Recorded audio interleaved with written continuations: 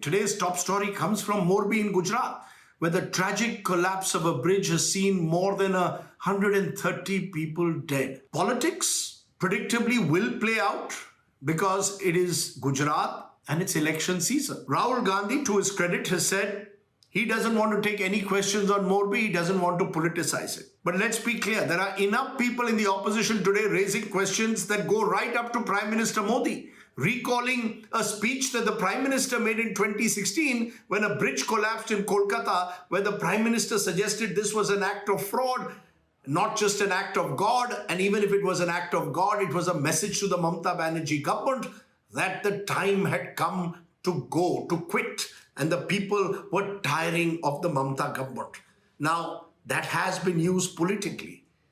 I don't want to get into the tutu meme. I believe politics is about asking the right questions. And the questions must be asked. And if that is politicization, so be it. Journalists must ask the questions to those in authority. And these are the unanswered questions in Morbi specifically. Was overcrowding the main reason for the bridge collapse? Did the bridge have a fitness certificate before it was opened just 4 days ago to mark Gujarati New Year?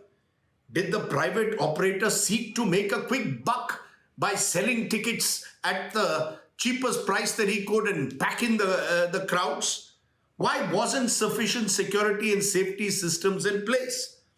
Did the local body in Morbi hurry to reopen with an eye on festive season and indeed elections? Was maintenance the sole responsibility of the private operator who had been given the contract to repair and renovate the bridge? Did this private operator really have the experience to run a suspension bridge of this kind, considering that their expertise seems to be in other areas? And why is a 140-year-old British era bridge in use in the first instance, some would argue? This isn't about a BJP government in Gujarat or an opposition government in Bengal. In every instance, we've seen there is local mismanagement and often corruption. And unless those local nexuses are broken, you cannot really prevent man-made tragedies like Morbi.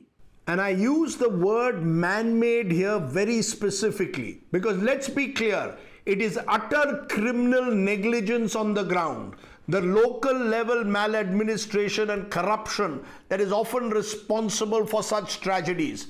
And unless those failings are acted upon and lead to prosecution of the guilty and due punishment, Morbi-like incidents will continue to take place in this country.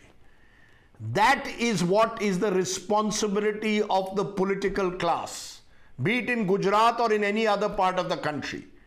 This is not the era of Lal Bahadur Shastri, where ministers would resign after a rail accident. No minister is going to accept accountability. But at least if the local level officials are acted upon, and if there is a full, thorough and transparent inquiry in a time-bound manner, it is just possible that a message will go out to all that criminal negligence will not be tolerated that results in the loss of innocent lives. So let's get our act together to ensure that Morbi-like incidents do not recur. The buck must stop somewhere. For more informative videos like this, keep watching India Today Newsmo.